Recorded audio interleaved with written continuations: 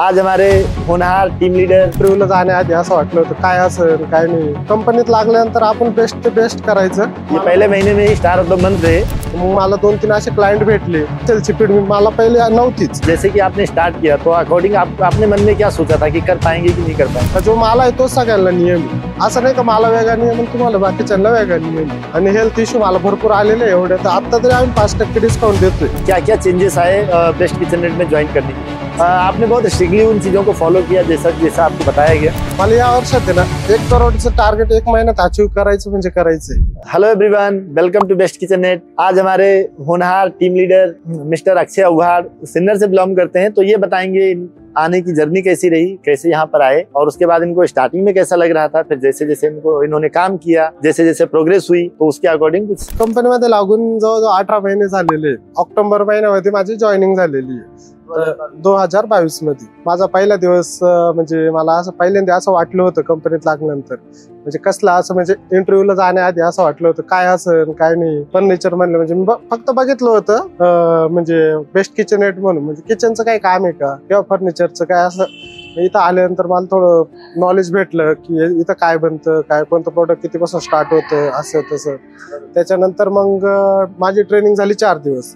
4 दिवसानंतर मला सरांनी म्हणजे हे केलं, अपॉइंट केलं बा की तुम्ही जॉईन करू शकता. तर मी 4 दिवसानंतर जॉईन केलं. मग मी त्यानंतर असं ठरवलं की कंपनीत लागल्यानंतर आपण बेस्ट ते बेस्ट करायचं, की इथून मागे जे झालं म्हणजे केलं असेल कोणी त्याच्यापेक्षा आपण बेस्ट करून दाखवायचं. तर मी माझा पहिला महिना असा गेला की ज्यांनी याच्या आधी माझ्या आधी कोणी टार्गेट एवढं अचीव नव्हतं केलं तेवढं टार्गेट मी अचीव केलं होतं. ये पहले महीने में ही स्टार ऑफ द मंथ रहे और ये बहुत ट्रेमेंडस इन्होंने सेल जनरेट की पहले महीने, बहुत बढ़िया काम किया. बिल्कुल यस कंटिन्यू. म्हणजे मला असं आधी वाटलं होतं जवळजवळ जॉईनिंग झाल्यानंतर 5-6 दिवस असं वाटलं होतं.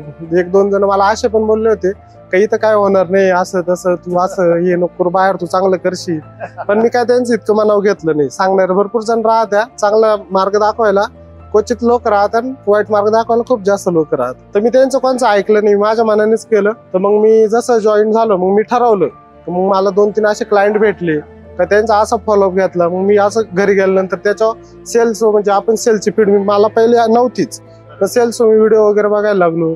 सरांनी मला भरपूर नॉलेज दिलं होतं की हा व्हिडिओ बघा, यांचे व्हिडिओ बघा. ट्रेनिंग मध्ये पण आम्हाला व्हिडिओ बघायला लावायचे. त्या व्हिडिओनुसार मी ते फॉलो करीत गेलो. त्याच्यानंतर मग मला ते त्या महिन्यातच माझा रिझल्ट मला ये करता आला. यस बिल्कुल, वेरी गुड. जैसे कि आपने स्टार्ट किया तो अकॉर्डिंग आपने मन में क्या सोचा था कि कर पाएंगे कि नहीं कर पाएंगे? नहीं, मुझे तो पहले 10 दिन पहले ऐसा लगा था कि मैं कर पाऊंगा या नहीं कर पाऊंगा. और अगले 11-12 दिन से मैंने ऐसा सोचा कि करना है, करके ऐसा दिखाना है कि कोई कर नहीं सकता ऐसा. क्या बात है, बहुत बढ़िया बहुत बढ़िया. तो उसके बाद जैसे जैसे जर्नी चलती रही तो लोगों को लगता है ना कि हम आपके लिए कुछ ज्यादा ही ये रहते हैं, आपको बहुत लाडले दुलारे हैं हमारे, ऐसा बाकी लोगों को टीम मेंबर्स को लगता है. तो जबकि ऐसा है नहीं एक्चुअल में. तो क्या स्ट्रगल आते हैं, क्या चैलेंजेस आते हैं, कुछ उसके बारे में बताइए. नहीं ऐसा नहीं सर, सबको जैसे हमारे सर या मॅडम सबको एक समान पकडते. हा म्हणजे सगळ्यांना एक सारखं पकडतात. असं नाही की मी वेगळा आहे आणि बाकीचे वेगळे, असं काही नाही. प्रत्येकासाठी नियम एकच आहे का जो मला आहे तोच सगळ्यांना नियम आहे. असं नाही का मला वेगळा नियम आणि तुम्हाला बाकीच्यांना वेगळा नियम आहे. आणि माझं जवळजवळ म्हणजे मागच्या वर्षी म्हणजे आज माझं 1 वर्ष झालं की इथलं ओपनिंग झालं. माझं ऑपरेशन पण झालं होतं याच तारखेला किडनी स्टोनचं. मागच्या ओपनिंगला मी काय नव्हतं इथे. बरोबर, हेल्थ इश्यू की वजह से काफी चैलेंज रहे. हाँ यस यस. आणि हेल्थ इश्यू मला भरपूर आलेले एवढ्यात, पण आता मी त्याच्यावरती मार्ग काढलेले भरपूर. बरोबर. तो चैलेंज क्या क्या है वो जरा बताइए. चॅलेंज म्हणजे असं आलेले की काही क्लायंट असे होते की नाही आमचं बजेट नाही आहे, हे नाही. आता भरपूर माझ्या पहिल्या महिन्यातलेच क्लायंट असे होते की आम्ही दुसरीकडून कोटेशन घेतलेले, त्यांनी मला 35% डिस्काउंट दिला, 40% डिस्काउंट देऊ राहिले. पण तरी पण त्यांच्यासोबत मी बोलणं हे ते त्यांना आमचं काम दाखवलं. त्याच्यानंतर आम्ही तेव्हा आता तरी आम्ही 5% डिस्काउंट देतोय, पण तेव्हा तर आम्ही 1000 रुपये पण डिस्काउंट देत नव्हतो. तरी जवळजवळ माझे एक क्लायंट होते दुसाने सर, त्याच्यानंतर गाडेकर सर म्हणून, त्याच्यानंतर रत्नाकर सर म्हणून.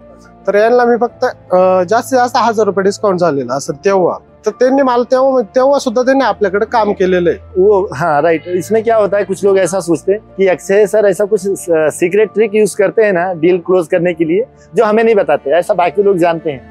तो ऐसा क्या आपको ऑब्जेक्शन नहीं आते जैसे बाकी लोगों को आते हैं? ज्यांना पण जेवढं हे बोलता ना क्लायंट ते मला पण बोलतात पण माझं बोलण्याचं ट्युनिंग आणि तुमचं ट्युनिंग म्हणजे तुम्ही जसं बोलता आणि मी जसं बोलतो, मी तुम्हाला म्हणजे माझ्या टीम वाजलेला प्रत्येक वेळा सांगितलं तुम्ही जे बोलताय ते योग्य आहे, पण तुम्ही कोणत्या टायमिंगला कोणता शब्द बोलला पाहिजे हे तुमचं चुकतंय. बरोबर. तो आप क्या प्रिपरेशन तैयारी करते हैं जिससे आप राइट टाइम राइट डायलॉग बोल पाते हैं या ऑब्जेक्शन को हँडल कर पाते हैं? मी क्लायंटकडे जातच नाही ना, माझं शक्यतो असं असतं की माझे एक दिवस जर आज नंतर अपॉइंटमेंट जर असली तर मी त्याचा अभ्यास पूर्ण रात्री करून घेतो की हा क्लायंट कसा असन काय असन, ती गोष्ट मी आधीच पूर्ण हे करून सस्पेक्टिंग, थोडक्यात सस्पेक्टिंग म्हणजे ती गोष्ट आता क्लायंटला काय बोलायचंय, क्लायंटला काय सांगायचंय, काय तुम्ही आधीच ठरवून घेतो. क्लायंट हे जर बोलला तर आपण काय बोलायचंय. मी याचा आता जेवढे माझे आउटडोअरचे क्लायंट आहे एवढ्या क्लायंटला मी म्हणजे आता मी त्यांचं पूर्ण फोकस केलेलं होतं की हे क्लायंटला काय पाहिजे ते काय नाही बोलण्यावरून मला समजलं. त्याच्यानंतर मी तिथं जाऊन त्यांना काय सांगायचं काय नाही ते काय विचारणार आहे आपल्याला काय नाही त्याच्यावर आपण काय बोलायचं याचा सगळा अभ्यास करून मग मी तिथं गेलेलो. क्या बात है, मतलब प्रिपरेशन करके जाते, सस्पेक्टिंग करके जाते.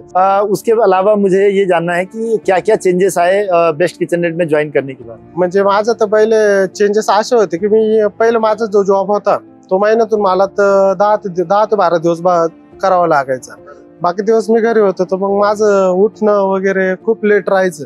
जवळजवळ 11 ते 12 वाजता मी उठायचो. जसं बेस्ट किचननेट जॉईन केलं तर मी डेली म्हणजे कधी आता तरी मी 6:30-7 ला उठतो. बेस्ट किचननेट जेव्हा नवीन जॉईन केलं नवीन जॉईन केलं होतं मी तरी मला थोडंसं हे व्हायचं. मी तेव्हा 8 ला उठायचो, कधी 7:30 ला असं उठायचो. पण आता मी असं चेंजेस केलाय की माझे हेल्थ इश्यू येत होते त्याच्यावर मी लवकर उठायचा प्रयत्न केला. आता 6 ते 6:30 वाजता मी फिक्स उठतो म्हणजे उठतो. बरोबर. और क्या क्या चेंजेस आए आपके पर्सनल लाइफ में? आप जल्दी उठने लगे, पर्सनॅलिटी वाईज? पर्सनॅलिटी चेंज झालेली आहे म्हणजे माझं राहणं वगैरे हे सुधारलेलं आहे. त्याच्यानंतर माझ्या बोलण्यात तर खूप फरक पडलेला आहे. आता माझ्या घरचे म्हणजे माझ्या बाहेरचे पण मला बाकीचे म्हणायचे तू पहिला असं नव्हतं बोलत म्हण, आता तुझं बोलण्यात खूप बदल झालेला आहे म्हण. मतलब अच्छा बदल हुआ या गलत? बहुत बढ़िया, मतलब चेंज आया उसमें काफी. आपने बहुत स्ट्रिक्टली उन चीजों को फॉलो किया जैसा आपको बताया गया, तो बहुत एडवांटेज रहे इससे. तो आगे अगले फ्यूचर में प्लान क्या है? अगले 5 साल 10 साल में आप बेस्ट किचननेट के साथ में क्या प्लान कर रहे हैं कि क्या करेंगे, क्या पोस्ट अचीव करेंगे, कितनी ग्रोथ होनी चाहिए या कैसा करेंगे आप? माझं तर असं प्लॅनिंग आहे एवढं 2 ते 2च वर्षात माझा हा एक प्लॅनिंग आहे. म्हणजे या वर्षातच सांगतो मी पहिल्यांदा मला या वर्षात आहे ना 1 करोडचं टार्गेट 1 महिन्यात अचीव करायचं म्हणजे करायचंय. हे मी पूर्ण म्हणजे याच्यावर पूर्ण माझं हे चाललेलं आहे. जेवढे क्लायंट आहे मी ते क्लायंटचं प्रत्येक म्हणजे असं नाही मला 10 क्लायंट भेटले आणि त्याच्यातले मी 9 क्लायंट तर फायनल करणार म्हणजे करणारच. एवढं तर माझं फिक्स आहे. त्याच्यानंतर राहिलं 5 वर्षाचा. माझं 5 वर्षात कमीत कमी आहे ना बेस्ट किचननेटला आहे ना जवळजवळ 35 ते 40 कोटी रुपयाचा बिझनेस. पण इथपर्यंत माझं हे ध्येय की हे करायचंच पूर्ण. बहुत बढ़िया. और अपने पर्सनल के लिए कुछ सोचा है, ऐसा बड़ी गाड़ी वगैरह या फिर नासिक में घर? तर म्हणजे माझ्या वडिलांचे समजा 31 तारखेला रिटायरमेंट आहे मे मध्ये. तर माझं स्वप्न आहे की त्यांना गाडी गिफ्ट करायची. तर माझं त्याच्यावरती हे चाललेलं आहे. मी ते करणारच आहे. माझं पूर्ण हे केलेलं आहे. मी गाडी वगैरे बुक केलेली आहे. त्यांना मला ती गाडी बुक करून द्यायची. असं नाही की वडील घेऊ नाही शकत पण ते आपल्या मेहनतीने त्यांना घेऊन द्यायचे. आपले वडील आपल्यासाठी करतात. आपल्या मुलाला हे घेऊन द्यायचं ते घेऊन द्यायचं. पण वडिलांना वाटलं पाहिजे की माझ्या मुलांनी मला या गोष्ट ये करून दिली. वाह वाह, 100%. तो नासिक में कब शिफ्ट हो रहे हैं आप? नासिक में 1-2 साल में तो शिफ्ट होने वाला हूँ. 100% ना. हाँ, क्या होता है सिन्नर से अप डाउन नासिक का लगभग 35 किलोमीटर पकड़ेंगे. 35 किलोमीटर डेली अप डाउन करते हैं फिर भी ऑन टाइम आते हैं. मतलब ये बहुत इंपॉर्टेंट है कि कितना डेडिकेटेड ये अपने वर्क को लेकर है, इससे साफ साफ दिखता है. तो बहुत अच्छा लगा बातचीत करके. बढ़िया काम कर रहे हैं और उसके आगे हम लोग कुछ और बड़ा प्लान करेंगे. राइट? Okay, thank you.